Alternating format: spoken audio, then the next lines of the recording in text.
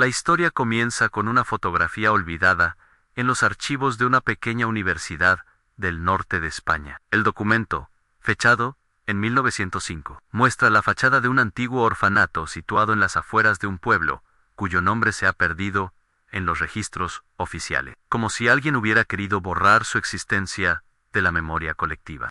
La imagen, en tono sepia, parece a primera vista una más, entre miles de retratos de la época, una docena de niños, vestidos con uniformes sencillos y gastados, posan frente al edificio de piedra. Sus rostros son serios, algunos casi inexpresivos, como si el peso de la vida se hubiera adelantado a su corta edad. Detrás de ellos, las ventanas altas y estrechas del orfanato parecen vigilar la escena, oscuras y silenciosas. Durante décadas, esta fotografía pasó inadvertida.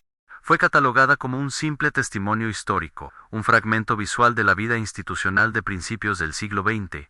Nadie reparó en ella, más allá de su valor documental. Hasta que un joven investigador, especializado en restauración digital de imágenes antiguas, decidió examinarla con técnicas modernas. Su nombre era Alejandro Ruiz, un estudiante de historia con inclinaciones hacia la arqueología fotográfica. En 2022, como parte de un proyecto académico, escaneó la imagen en alta resolución, para mejorar la nitidez y preservar los detalles. Fue entonces cuando notó algo que le heló la sangre. En el margen derecho de la fotografía, apenas visible entre la penumbra de una ventana del tercer piso, se delineaba una figura que no aparecía en los registros originales del orfanato. Al principio pensó que se trataba de una mancha de revelado, un error químico típico del proceso fotográfico de principios del siglo XX. Sin embargo, al ampliar la imagen, los contornos se hicieron más claros a la silueta de alguien alto, demasiado alto para ser humano, con una cabeza desproporcionada y unos ojos que parecían brillar a pesar de estar impresos en papel. Alejandro intentó racionalizar lo que veía. Pensó en reflejos, en doble exposición, en defectos ópticos, pero ninguna explicación técnica encajaba. La figura parecía estar allí, observando a los niños desde dentro del orfanato, como un intruso que nunca debió ser capturado por la cámara. El descubrimiento no quedó solo en una impresión personal. Alejandro comparó la copia digital con la fotografía física y comprobó, horrorizado, que la figura también estaba en el papel original, aunque casi imperceptible al ojo desnudo. No era un error moderno, ni un producto del escaneo. Esa presencia había estado allí desde 1905. Conforme profundizaba en su análisis, otras inquietudes surgieron. Algunos de los niños en la imagen mostraban expresiones extrañamente tensas, como si hubieran sido obligados a posar bajo amenaza. Uno de ellos, un niño de unos 7 años, en lugar de mirar hacia la cámara, dirigía su vista hacia la misma ventana donde la figura se insinuaba. Su rostro estaba marcado por un gesto de miedo absoluto, un detalle tan sutil que había pasado desapercibido durante más de un siglo. El hallazgo desató una investigación que cambiaría para siempre la forma en que se recordaba aquel orfanato olvidado. Alejandro decidió registrar cada uno de sus pasos en un diario académico, transformando lo que al inicio era un proyecto de restauración en una investigación de carácter casi forense. Lo que no sabía es que cada respuesta que encontraba abría un vacío aún más oscuro. El orfanato, según los pocos documentos oficiales disponibles, había cerrado sus puertas en 1911, apenas 6 años después de tomada la fotografía. La razón alegada era un brote de tuberculosis que diezmó a los internos. Sin embargo, Alejandro pronto descubriría que los informes médicos eran inconsistentes y que las muertes parecían concentrarse únicamente en ciertos grupos de niños, mientras otros desaparecieron sin dejar rastro en los registros. Más allá de la investigación histórica, la fotografía misma comenzó a mostrar comportamientos inquietantes. En las noches en que Alejandro trabajaba en el laboratorio, aseguraba escuchar un leve murmullo proveniente del monitor cuando ampliaba la imagen. Al principio creyó que era el zumbido habitual de los equipos, pero pronto se dio cuenta de que los sonidos parecían articular sílabas, como si alguien hablara en voz baja desde el otro lado de la pantalla. El joven intentó grabar el fenómeno sin éxito. Cada vez que activaba el micrófono, el murmullo desaparecía. Fue entonces cuando una idea aterradora se apoderó de su mente. ¿Y si la fotografía no solo registraba la realidad, sino que retenía algo de ella? La imagen del orfanato en 1905 había sido, hasta ese momento, una pieza inerte de la historia. Ahora, más de un siglo después, comenzaba a revelar un secreto que nadie parecía dispuesto a reconocer. Y lo peor estaba por llegar. El hallazgo de esa figura no sería el final del misterio, sino apenas el primer indicio de una presencia que se resistía al olvido. Alejandro no podía imaginar que, al abrir aquella ventana del pasado, también estaba abriendo una puerta hacia algo mucho más oscuro, algo que llevaba demasiado tiempo esperando ser visto de nuevo. El descubrimiento de la figura en la ventana del orfanato marcó el inicio de una serie de hallazgos inquietantes que empujaron a Alejandro Ruiz a sumergirse más allá de lo estrictamente académico. Durante los días posteriores al escaneo, revisó meticulosamente la fotografía en busca de detalles que hubieran pasado desapercibidos. Cuanto más ampliaba la imagen, más dudas surgían. No era solo la figura del tercer piso, había pequeñas irregularidades que parecían ocultas en la composición.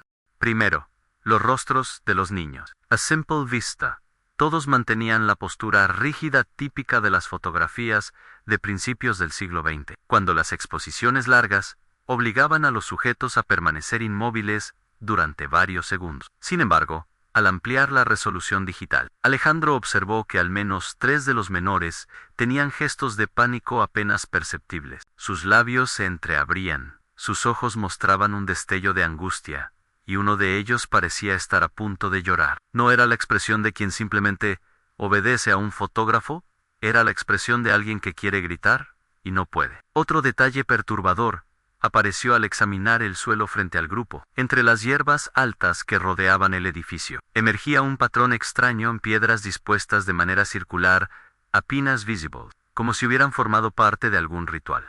Alejandro se preguntó si se trataba de coincidencias del terreno, pero cuanto más miraba, más claro se hacía que aquella disposición no era natural. Intrigado, decidió investigar el origen de la fotografía. El reverso del papel llevaba un sello casi borrado en fotografía en Salvatierra, Valencia, 1905. Ese hallazgo ofrecía una pista. El fotógrafo que había tomado la imagen no era un desconocido Antonio Salvatierra, un retratista de la época con cierta reputación en la región. Alejandro buscó en hemerotecas digitales y pronto encontró menciones a su estudio, activo desde 1898 hasta 1912. Curiosamente, el negocio cerró abruptamente un año después de la clausura del orfanato. Las coincidencias comenzaron a acumularse. No era raro que un fotógrafo desapareciera de los registros tras una crisis económica. Pero había algo extraño. Salvatierra no había dejado herederos, ni fotografías posteriores. Ni siquiera se había registrado su fallecimiento en los archivos municipales. Era como si se hubiera desvanecido de la historia poco después de retratar aquel edificio. Alejandro anotó todo en su diario de investigación. Essays, Alturas. Ya no era solo un trabajo académico, se estaba convirtiendo en una obsesión. Pasaba las noches enteras en la sala de restauración, aislado, comparando la fotografía con otros documentos de época. Fue durante una de esas noches cuando percibió un nuevo detalle. Al aplicar un filtro de contraste avanzado, la ventana donde aparecía la figura mostró lo que parecían marcas grabadas en el cristal en símbolos irregulares, semejantes a cruces deformadas o a runas primitivas. No eran simples grietas, eran trazos intencionados. El joven investigador, confundido, intentó relacionar esos signos con alguna tradición local. Consultó manuales de simbología, catálogos de iconografía religiosa y estudios de etnografía valenciana. Ninguno ofrecía una coincidencia exacta. Sin embargo, una nota marginal en un viejo artículo académico mencionaba que, en ciertos pueblos rurales de España, a principios del siglo XX, se usaban marcas apotropaicas, símbolos grabados en madera o vidrio, para ahuyentar al mal o contener entidades sobrenaturales. El hallazgo encendió nuevas preguntas. ¿Por qué un orfanato necesitaría tales símbolos en sus ventanas? ¿Qué clase de superstición había justificado su uso en una institución infantil? ¿Y por qué estaban justo en el cristal desde el cual la figura observaba a los niños? Cada respuesta parecía conducir a un callejón más oscuro. Alejandro decidió ampliar la investigación al propio edificio. El orfanato, según descubrió, había estado situado en un lugar llamado Valle del Silencio, una zona montañosa y aislada, a casi 2 horas de la ciudad más cercana. La prensa local de principios del siglo XX lo describía como un espacio destinado al cuidado de huérfanos de guerra y niños abandonados. Sin embargo, los artículos posteriores a su clausura se volvían ambiguos. Hablaban de enfermedades, de desapariciones inexplicables y de rumores de prácticas poco ortodoxas. Unrecorded de 1912 llamó particularmente su atención. Publicado en un diario provincial, llevaba como titular "Desaparece el último director del orfanato del Valle del Silencio". El artículo explicaba que el sacerdote encargado de la institución, el padre Esteban Loreans, había abandonado repentinamente el lugar y nunca más se supo de él. Lo inquietante era la última frase. A los vecinos, al ser interrogados, declararon que el padre Loreans temía que lo que había quedado dentro del edificio saliera algún día al exterior. Alejandro subrayó esa línea con manos temblorosas. ¿Qué podía haber dentro del edificio que atemorizara incluso a su director? Las pistas comenzaron a configurar un patrón, una fotografía que mostraba algo imposible. Niños con expresiones de terror, símbolos extraños en las ventanas. Un fotógrafo desaparecido. Un sacerdote que huyó sin dejar rastro. Todo convergía en el mismo punto. El orfanato no había cerrado únicamente por una epidemia. Había algo más, algo deliberadamente oculto. Consciente de la magnitud del misterio, Alejandro decidió compartir su hallazgo con su profesora de historia contemporánea, la doctora Isabel Muñoz, especialista en instituciones educativas de principios de siglo. Al mostrarle la fotografía, esperaba una reacción académica, una explicación racional. Sin embargo, la doctora permaneció en silencio más tiempo del esperado. Sus ojos recorrieron la imagen con una mezcla de fascinación y miedo. Finalmente, dijo en voz baja: "Este lugar. Mi abuela me habló de Elan. Nunca quise creerle. Decía que en ese orfanato ocurrían cosas que la gente del pueblo evitaba comentar. Lo llamaban la casa donde las sombras hablan". Aquella frase se grabó en la mente de Alejandro. Si lo que decía la profesora era cierto, no se trataba solo de un rumor aislado. El recuerdo del orfanato había sobrevivido en la tradición oral como un secreto vergonzoso, transmitido en susurros de generación en generación. Esa misma noche, de regreso en su apartamento, Alejandro volvió a estudiar la fotografía. La amplió hasta el límite de resolución y dejó el monitor encendido mientras tomaba notas. Fue entonces cuando ocurrió algo inexplicable. La figura en la ventana parecía haberse desplazado unos milímetros respecto a su posición anterior.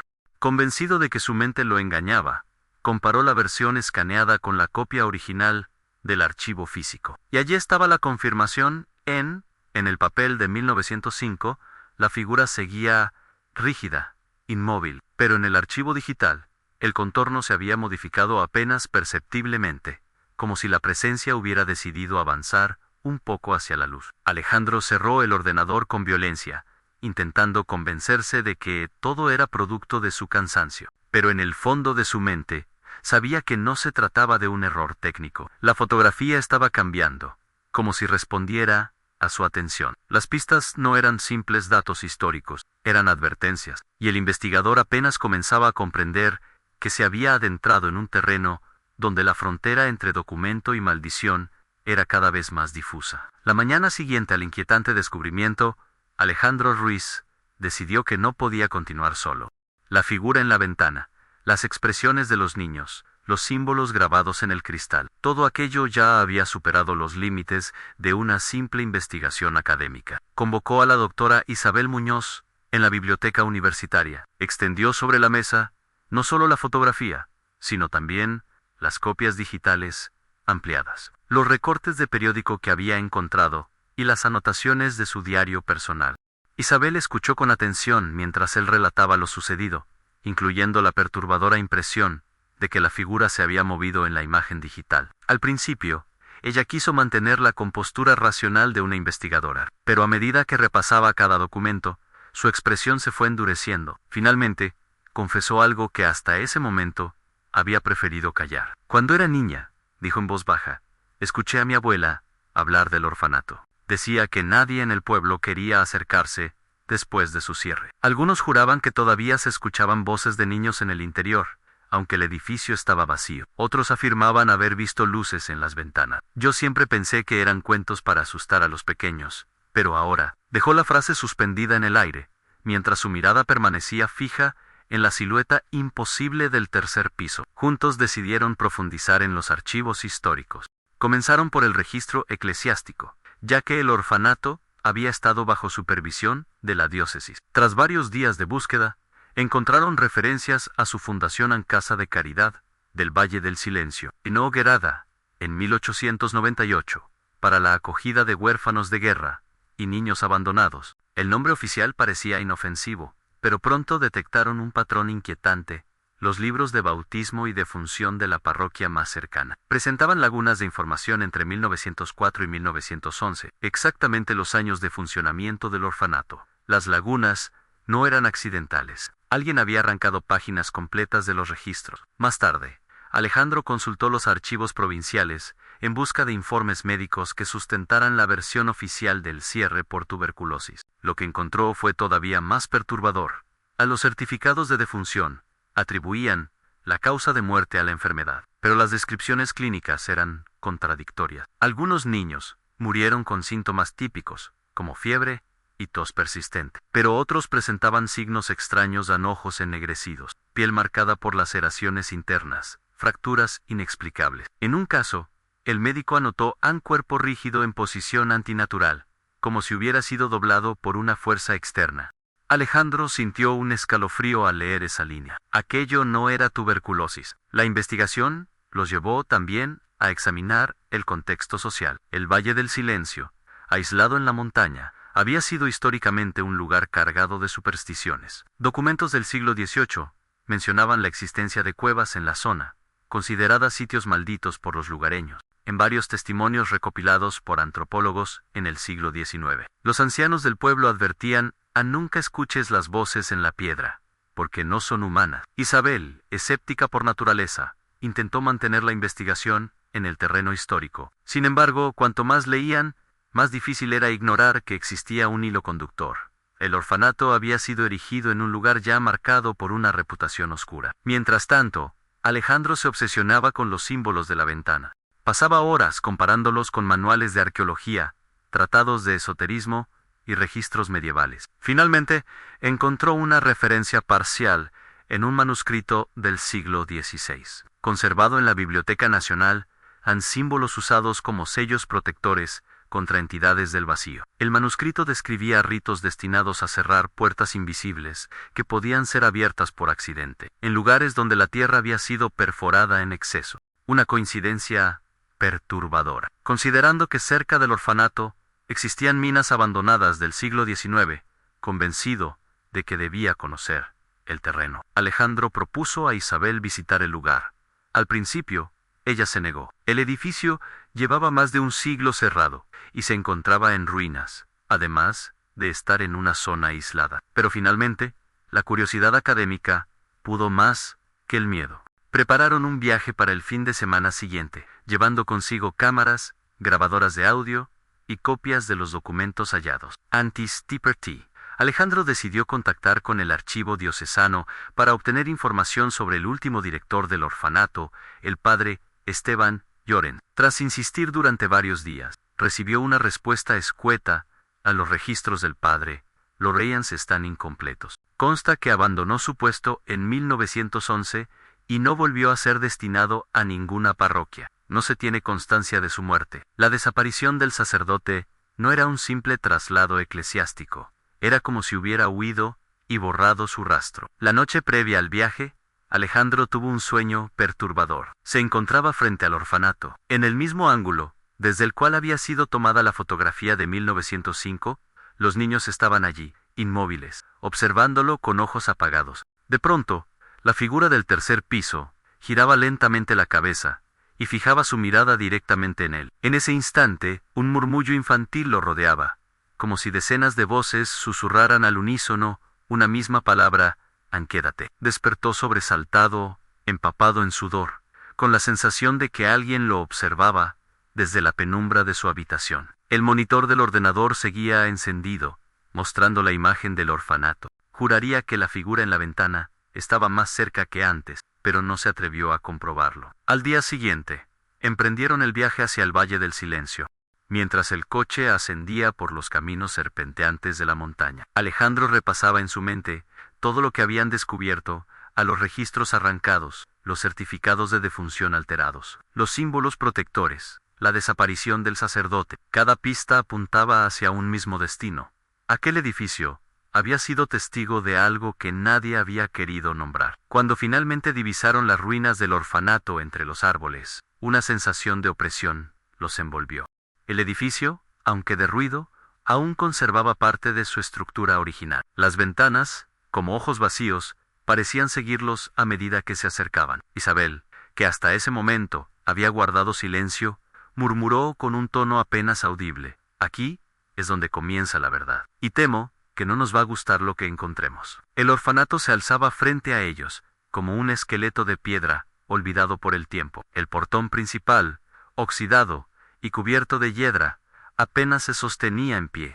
Los muros exteriores mostraban grietas profundas y manchas negras producidas por décadas de humedad. Sin embargo, lo más inquietante no era la decadencia evidente del edificio, sino la atmósfera que lo rodeaba, en un silencio tan absoluto que ni siquiera el canto de los pájaros se atrevía a romperlo. Alejandro y la doctora Isabel cruzaron el umbral con pasos cautelosos. El suelo crujía bajo sus botas, levantando polvo acumulado durante más de un siglo. Dentro, el aire estaba impregnado de un olor agrio, mezcla de madera podrida, moho y algo más, un matiz metálico, como hierro oxidado. Isabel lo reconoció de inmediato en sangre seca. El vestíbulo principal conservaba aún la estructura de antaño. Escaleras amplias conducían a los pisos superiores, aunque varios peldaños habían colapsado. En las paredes colgaban fragmentos de antiguos murales religiosos, imágenes descoloridas de santos, que parecían observarlos con ojos vacíos. Alejandro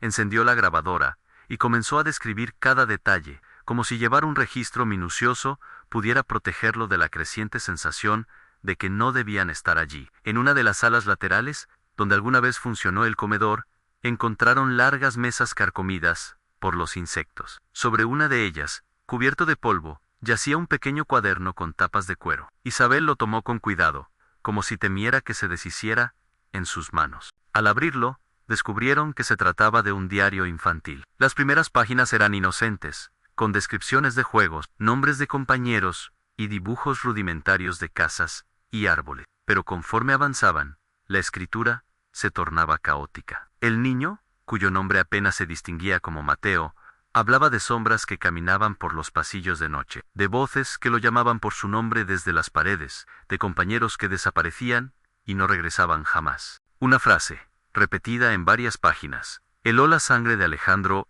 «No debemos mirar a la ventana del tercer piso. Él se enoja cuando lo hacemos». Ambos se miraron en silencio, comprendiendo que él era la misma figura captada en la fotografía de 1905, continuaron explorando, esta vez hacia los dormitorios. La mayoría de las camas estaban oxidadas, cubiertas de polvo y telarañas, pero en una habitación del segundo piso hallaron algo que los obligó a retroceder instintivamente. En todas las camas estaban dispuestas en círculo, apuntando hacia el centro del cuarto, donde había un símbolo grabado en el suelo. El círculo era idéntico al que Alejandro había detectado en el jardín de la fotografía. «Esto no era un orfanato normal», susurró Isabel, con un temblor en la voz. De pronto, un sonido los interrumpió. Era un golpe metálico, proveniente de la planta superior. Alejandro apagó la grabadora y levantó la vista hacia la escalera, donde las sombras parecían alargarse de forma antinatural. Permanecieron inmóviles durante varios segundos, intentando racionalizar lo ocurrido. Tal vez algún fragmento del techo se había desprendido. Pero en ese instante, un segundo golpe retumbó, más fuerte, seguido de un murmullo. No eran palabras claras, pero sonaban como voces infantiles, entonando un canto monótono, casi como una oración. «¿Lo escuchas?», preguntó Alejandro. Pálido. «Sí», respondió Isabel. «Y viene del tercer piso». Contra toda lógica, decidieron subir. Cada escalón gemía bajo su peso, amenazando con ceder. El murmullo se intensificaba a medida que se acercaban, hasta que, al llegar al pasillo del último piso, el aire se volvió gélido. Las puertas de los dormitorios estaban cerradas, excepto una anjan, la del extremo, de donde provenía el canto. Alejandro empujó la puerta lentamente. El interior estaba oscuro, salvo por la luz mortecina que entraba por la ventana. La misma ventana donde en 1905 había aparecido la figura. El cuarto estaba vacío, pero las paredes estaban cubiertas de símbolos idénticos a los grabados en el cristal. La pintura descascarada revelaba trazos hechos con algo que no parecía tinta. Isabel se acercó, y al rozar uno de los símbolos, comprendió horrorizada que habían sido trazados con sangre. De pronto, el murmullo cesó. El silencio fue tan repentino que sus propios latidos retumbaron en sus oídos. Entonces, ocurrió en la ventana, se empañó como si alguien respirara desde el otro lado del cristal. Alejandro, paralizado, observó como una mano huesuda y alargada se apoyaba contra el vidrio desde dentro, dejando una marca oscura. No era posible, pues ellos estaban en el interior del cuarto. Aquella mano venía de algún lugar más allá del cristal, de un espacio que no correspondía al edificio físico. Isabel lo tomó del brazo, instándolo a retroceder, pero Alejandro, movido por una mezcla de fascinación y terror, no pudo apartar la mirada. La silueta comenzó a delinearse detrás del vidrio, la misma que había visto en la fotografía en alta, desproporcionada, con un rostro borroso y unos ojos que brillaban con una intensidad imposible. El vidrio vibró levemente, como si aquella cosa intentara traspasarlo. Isabel, recuperando el control, lo arrastró fuera del cuarto y cerró la puerta de golpe. El murmullo volvió, esta vez mezclado con risas infantiles que resonaban en el pasillo vacío. Temblando, descendieron apresuradamente hasta el vestíbulo. Ninguno de los dos pronunció palabra durante varios minutos. Solo cuando recuperaron el aliento, Isabel habló con firmeza. Esto ya no es investigación académica. Estamos ante algo que no pertenece a nuestro mundo. Alejandro asintió. Aunque en el fondo de su mente una idea lo atormentaban, la fotografía había capturado esa presencia hacía más de un siglo. Pero lo que habían visto en la ventana no estaba atrapado en el papel. Seguía allí, esperando. Antes de abandonar el edificio, Alejandro tomó varias fotografías con su cámara digital, incluyendo una de la ventana del tercer piso.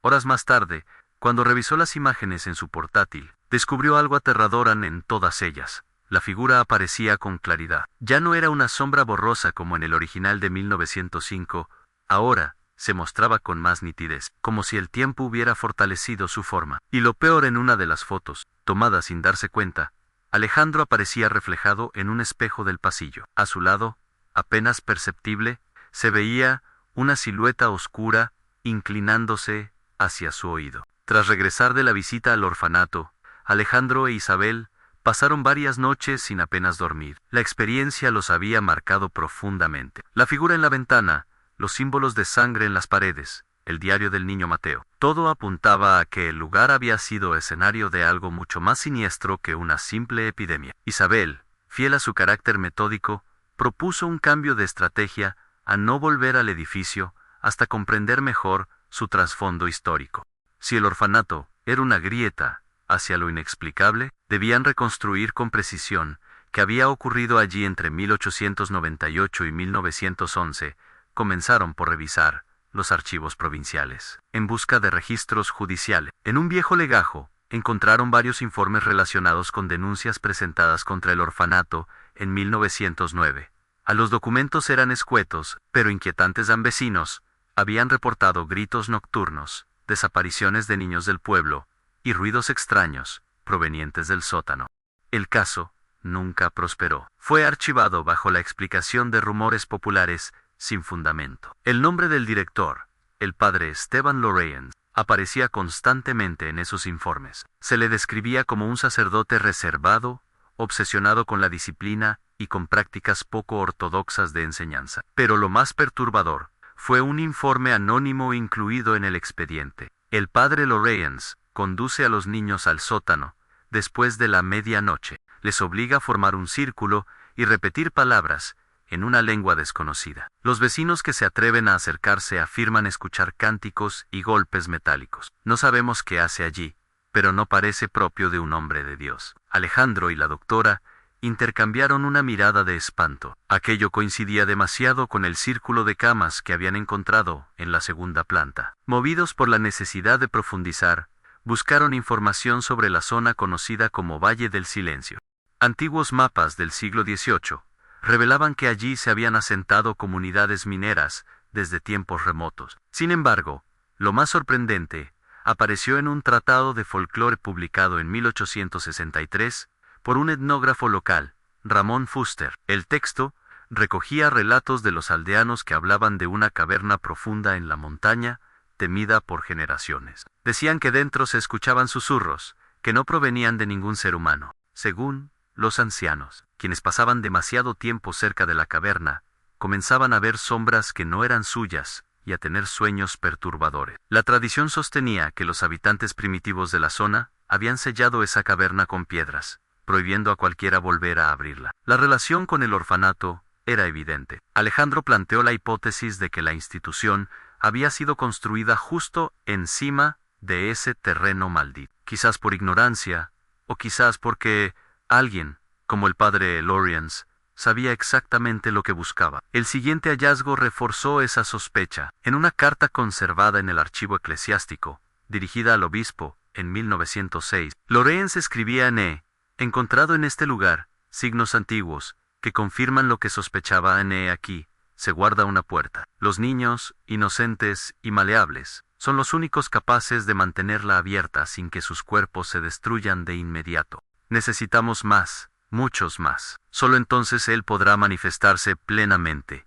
El obispo nunca respondió a esa carta. De hecho, parecía haber desaparecido de los registros, como si la diócesis hubiera querido borrar cualquier vínculo con aquel sacerdote. Isabel, horrorizada, concluyó que Llorens no había sido un simple director, sino un fanático que utilizó a los niños como instrumentos en un ritual incomprensible, y que la figura en la ventana podía ser el resultado de esos experimentos, una entidad que se alimentaba de la inocencia infantil para abrirse paso en el mundo físico. Paralelamente, Alejandro investigó al fotógrafo Antonio Salvatierra. Localizó un artículo de 1912 en un periódico madrileño que mencionaba su muerte en circunstancias extrañas. Fue encontrado en su estudio, rodeado de negativos quemados, y con la expresión de puro terror en el rostro. La policía lo calificó como un accidente durante el revelado, pero los detalles sugerían otra cosa al parecer. Había intentado destruir todas sus fotografías del orfanato antes de morir. El investigador ató cabos a Salvatierra. Debió haber visto algo en esas placas que lo llevó a intentar borrarlo todo. El negativo de 1905, el único que sobrevivió, era en realidad un vestigio de lo que trató de eliminar. Mientras avanzaban en la investigación, Alejandro comenzó a notar un patrón inquietante. La figura parecía intensificarse cuanto más profundizaban en su historia. Cada vez que revisaba la copia digital, los detalles eran más nítidos. Ya no era solo un contorno, se distinguían pliegues en la ropa oscura, un cuello desproporcionadamente largo, y esos ojos, dos puntos luminosos, que parecían observarlo directamente. Isabel intentó convencerlo de detenerse, pero Alejandro no podía. Sentía que la clave estaba cerca, que la verdad se ocultaba justo detrás de la delgada membrana entre mito y documento. Una noche, revisando viejas hemerotecas, encontró el testimonio de un minero que había trabajado en la zona en 1890, antes de la construcción del orfanato. El hombre relataba que, al excavar en la montaña, hallaron un pasaje subterráneo que no correspondía a formaciones naturales. Allí escucharon voces que parecían provenir de más allá de las paredes de roca. Uno de los mineros, aterrado, aseguró que algo intentaba salir, golpeando desde dentro. El relato terminaba con una advertencia. Ansellamos el pasaje con piedras, pero sabíamos que no era suficiente. Solo esperábamos que nadie, en el futuro, fuera tan insensato como para volver a abrirlo. Alejandro cerró el documento con manos temblorosas. La cronología era clara. Primero la caverna, luego la maina, después el orfanato. Cada generación parecía acercarse un poco más a aquello que debía permanecer oculto. Cuando compartió el hallazgo con Isabel, ella pronunció lo que ambos temían. El padre Lawrence no construyó ese orfanato por casualidad. Lo erigió allí porque sabía lo que había bajo la tierra, y utilizó a los niños para alimentar a esa cosa. La revelación no hizo más que aumentar la tensión entre ellos. Alejandro estaba convencido de que debían regresar al lugar con más herramientas y explorar el sótano. Isabel, en cambio, creía que hacerlo sería un suicidio. Algunas puertas, dijo con voz grave, se cierran por una razón, y lo que está detrás de esa ventana nunca debió ser liberado. Pero Alejandro, atrapado por una mezcla de fascinación y obsesión, no podía aceptar la idea de detenerse. El orfanato no era solo un vestigio histórico, Era un enigma vivo, y él estaba dispuesto a enfrentarlo, aunque la verdad lo consumiera. Las horas posteriores a su huida del orfanato fueron confusas, envueltas en un silencio denso que ninguno de los dos se atrevía a romper. Alejandro condujo sin rumbo fijo durante kilómetros, hasta que finalmente detuvo el coche en un área desierta junto a la carretera. El sudor le empapaba las manos, a pesar del frío de la noche. Isabel, con la mirada fija en el vacío, murmuró al fin: no podemos volver. Ese lugar no es solo una ruina, es una herida abierta. ¿Y la fotografía?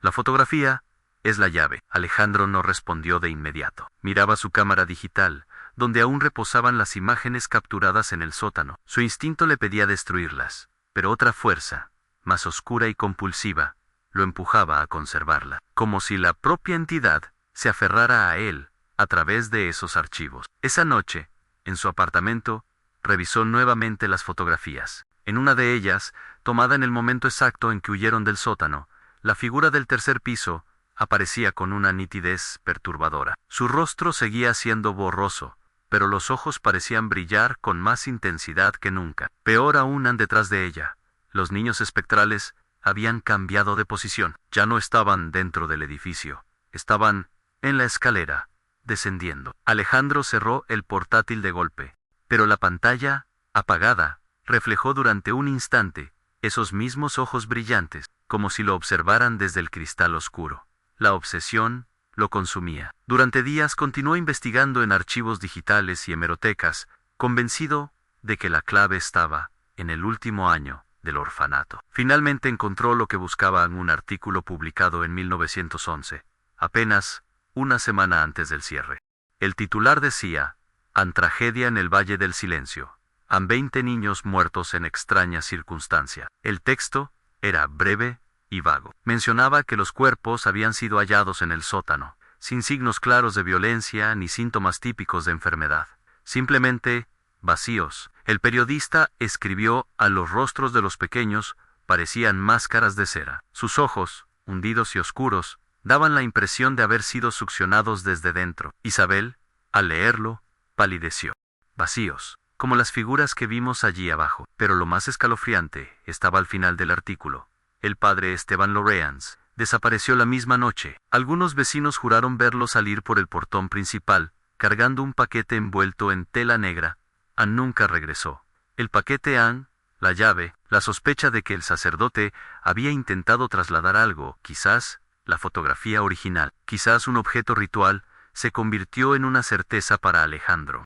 Convencidos de que la única manera de entenderlo era regresar una última vez, ambos planearon un retorno. Esta vez llevarían consigo el diario encontrado en el sótano, el recorte de prensa, y material para registrar en video cada detalle. El objetivo ya no era académico, era supervivencia. La noche elegida, el cielo estaba cubierto de nubes pesadas. El viento soplaba fuerte, arrastrando hojas secas que se arremolinaban alrededor del coche. El orfanato parecía aún más imponente, como si hubiera crecido entre las sombras. Con linternas y cámaras encendidas, entraron decididos. El silencio era tan absoluto que cada respiración parecía un estallido. Descendieron hasta el sótano, donde el círculo aún brillaba débilmente. Alejandro colocó la cámara en un trípode y la encendió. «Si algo ocurre, al menos quedará registrado», dijo con voz temblorosa.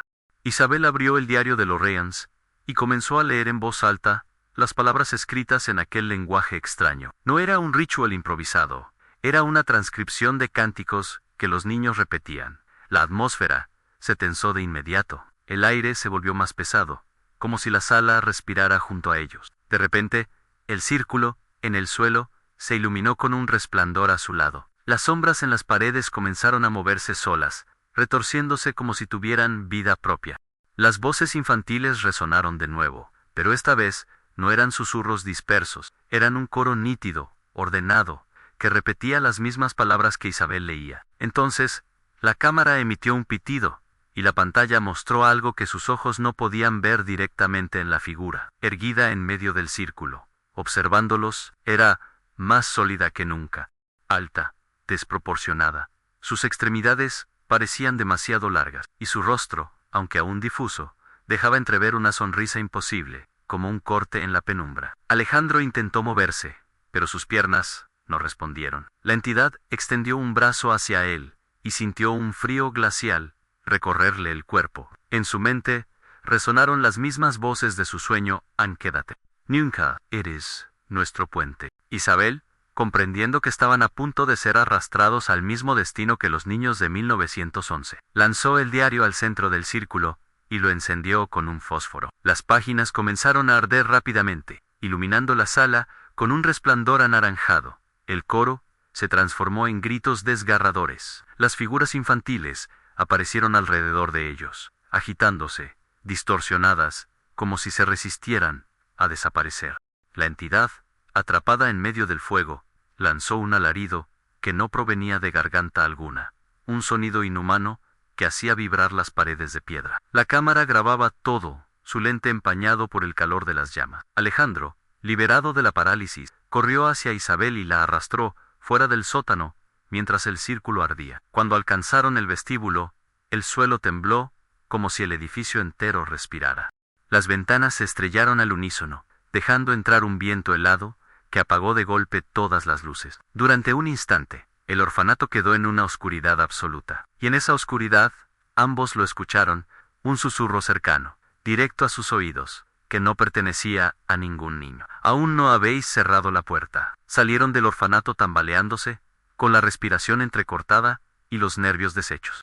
Afuera, la neblina se había espesado tanto que apenas podían distinguir la silueta del coche. Isabel miró hacia atrás una última vez, y vio el edificio como una masa oscura, inmóvil, pero sentía que los observaba, que el mismo aire los empujaba a regresar. Condujeron en silencio hasta llegar al pueblo más cercano, donde alquilaron una habitación de hotel. Durante horas, permanecieron sentados frente a la pequeña mesa, el portátil de Alejandro abierto sobre las notas y documentos recopilados. Ninguno de los dos hablaba en el recuerdo de las voces, de los niños sin rostro y de la entidad en el círculo. Era demasiado reciente. Finalmente, Isabel rompió el silencio. Lo que vimos allí no puede ser destruido, solo puede ser contenido. Alejandro asintió con un gesto cansado. Y nosotros no sabemos cómo. Encendió la cámara digital y revisó la grabación del sótano. La pantalla mostró exactamente lo que recordaban en el círculo encendido. Las sombras moviéndose, las figuras infantiles rodeándolos, pero hubo algo más. En los últimos segundos, cuando Isabel arrojó el diario al fuego, la entidad no desapareció por completo. Su silueta, deformada, pareció escapar por la pared de piedra, como si hubiera atravesado una grieta invisible. Isabel palideció. No lo destruimos, solo lo liberamos de ese lugar. La conclusión los golpeó como un mazazo. El orfanato había sido un contenedor, un sello imperfecto que mantenía a raya a la entidad. Al romper el círculo y quemar el diario, tal vez habían debilitado sus ataduras, lo que significaba que ahora no estaba confinado al sótano. Esa noche, apenas pudieron dormir. Cuando al fin lograron conciliar el sueño, Alejandro despertó sobresaltado por un ruido en la habitación. El espejo del armario estaba cubierto de vaho, y sobre el cristal, alguien había trazado con un dedo una frase temblorosa: ya casi estoy convencido de que estaban siendo perseguidos. Alejandro tomó la decisión de destruir la fotografía original de 1905, la misma que había encontrado en los archivos universitarios. Si la imagen era un ancla, tal vez romperla cerraría el puente. Condujeron de regreso a la universidad, entrando a escondidas en el archivo histórico. Allí, en una caja sellada, reposaba la fotografía original. Alejandro la sostuvo con manos temblorosas, sintiendo un peso extraño, como si el papel mismo respirara. Isabel encendió una vela y lo instó a quemarla de inmediato. Pero cuando la llama tocó el borde, un chillido agudo retumbó en la sala. Las luces parpadearon, los estantes vibraron, y la fotografía se resistió a arder, como si una fuerza invisible protegiera el papel. Solo tras varios intentos, el fuego consumió lentamente la imagen hasta reducirla a cenizas. El silencio que siguió fue absoluto. Isabel cayó de rodillas, agotada, mientras Alejandro observaba el montón de ceniza en el suelo. Por primera vez en semanas, sintió que el aire era liviano. Sin embargo, la aparente calma duró poco. Revisando la cámara, descubrieron que, pese a haber destruido la foto, las imágenes digitales permanecían intactas. Peor aún, en ellas, la figura del tercer piso era más clara que nunca, como si hubiera dado un paso al frente, atravesando el cristal que lo había contenido durante más de un siglo. Alejandro cerró los ojos, consciente de la magnitud de su error. La fotografía física había sido un puente, sí, pero también un candado. Al destruirla, tal vez habían roto la cerradura. No lo hemos detenido, murmuró Isabel, con lágrimas en los ojos. Solo hemos cambiado la forma de su prisión. El investigador acarició la cámara como si fuera un objeto maldito. Ahora está en nosotros, en los archivos digitales, en la memoria de este aparato, en todo lo que hemos tocado. La resolución parcial era clara. Habían eliminado una puerta, pero habían abierto otras, más amplias, más modernas. La entidad ya no estaba atada a un trozo de papel de 1905, ahora tenía acceso a un mundo entero de pantallas, de imágenes, de espejos. Aquella misma noche, decidieron destruir la cámara, el ordenador, y todo dispositivo que contuviera copias. Salieron al campo y encendieron una hoguera, viendo cómo el plástico se retorcía entre las llamas. Durante un instante, el humo tomó forma de un rostro alargado, que parecía sonreírles, antes de desvanecerse en el aire. Regresaron agotados, convencidos de haber puesto fin al asunto. Pero al entrar en la habitación del hotel, encontraron la televisión encendida. La pantalla mostraba la imagen del orfanato de 1905, en blanco y negro, y en la ventana del tercer piso. La figura los observaba, inmóvil. Isabel gritó y apagó el aparato, pero comprendieron que la entidad había encontrado nuevas grietas por donde filtrarse. No lo hemos vencido, dijo Alejandro, con la voz quebrada. Solo hemos retrasado lo inevitable. El eco de esas palabras quedó suspendido en el aire, como una sentencia. Los días posteriores fueron una mezcla de paranoia y agotamiento. Alejandro e Isabel intentaban convencerse de que habían logrado frenar aquello, que destruir la fotografía y los dispositivos había debilitado el vínculo. Pero cada gesto cotidiano les recordaba lo contrario, un reflejo fugaz en la ventana del coche, una sombra alargada, proyectada por la lámpara del pasillo, voces infantiles entrecortadas en las grabaciones de audio de su teléfono, aunque las carpetas aparecían vacías. Era como si la entidad hubiera dejado de estar confinada en un lugar concreto para convertirse en un virus invisible, expandiéndose a través de todo aquello que podía reflejar una imagen. Alejandro comenzó a tener sueños recurrentes. Siempre él mismo se encaminaba por los pasillos del orfanato. Pero esta vez, las habitaciones estaban llenas de niños, en silencio, mirándolo fijamente. Ninguno tenía rostro, y en el final del corredor, la ventana del tercer piso brillaba con una luz imposible. Una voz lo susurraba con insistencia. Antú, abriste la puerta. Tú eres el siguiente guardián. Isabel, en cambio, empezó a notar señales más físicas. Al mirarse en el espejo del baño, encontró marcas en su cuello, como dedos infantiles presionando la piel. Una madrugada despertó con las manos manchadas de hollín, como si hubiera estado tocando ceniza. No recordaba haber salido de la habitación. Ambos comenzaron a discutir. Isabel quería abandonar la investigación, quemar todos los documentos restantes y desaparecer del mapa. Alejandro, atrapado en la obsesión, sostenía que lo peor sería ignorar lo sucedido. Si nos calamos, si no dejamos constancia, esto se repetirá. Otros lo encontrarán como nosotros. Con voz cansada, Isabel replicó, ¿y no piensas que es justamente lo que él quiere? Que sigamos hablando de su imagen, que lo mantengamos vivo en la memoria. El silencio tras esa frase fue más aterrador que cualquier grito. Días después, Isabel desapareció sin dejar rastro. Alejandro encontró su teléfono en la mesa del hotel, la pantalla encendida, mostrando una única fotografía en el vestíbulo del orfanato vacío. Ninguna otra pertenencia había sido tocada. Era como si simplemente se hubiera desvanecido. Desesperado, Alejandro continuó la investigación por su cuenta. Registró todo en un diario personal, donde describió cada anomalía, cada aparición, cada sueño. El tono de su escritura se volvió progresivamente errático, con frases incoherentes, símbolos repetidos una y otra vez, como si estuviera copiando los mismos trazos que había visto en las paredes del tercer piso. La última entrada, fechada 3 semanas después de la desaparición de Isabel, decía en la ventana, está en todas partes. No hace falta viajar al orfanato. Basta con mirarse en cualquier cristal, y allí aparece. Ya no puedo huir. He comprendido lo que el padre Loreans intentaba. Alguien debe vigilar la puerta. Alguien debe quedarse al otro lado. Isabel ya cruzó. Tan pronto será mi turno. Ese diario fue hallado, tiempo después, en un archivo anónimo, acompañado de un sobre, con varias fotografías impresas. En todas ellas, Aparecía la misma figura, observando desde el fondo, como un espectador silencioso, que se filtra incluso en los retratos más inocentes. Los documentos fueron catalogados, estudiados brevemente y, por orden de las autoridades locales, archivados bajo clasificación restringida. Oficialmente, nunca existieron. Pero algunos empleados de la universidad aseguran que, en la sala donde se guardan esos materiales, las cámaras de seguridad a menudo fallan. En las grabaciones defectuosas, aparece fugazmente la silueta de un niño parado frente al estante, donde descansa el diario de Alejandro. Nadie se atreve a entrar solo. Y en la fotografía más antigua, aquella tomada en 1905, ya no hay apenas diferencia con las imágenes recientes. Los niños están más nítidos. La figura del tercer piso ocupa casi toda la ventana, y sus ojos brillan con una intensidad que atraviesa el papel, como si, después de más de un siglo, la puerta finalmente estuviera abierta.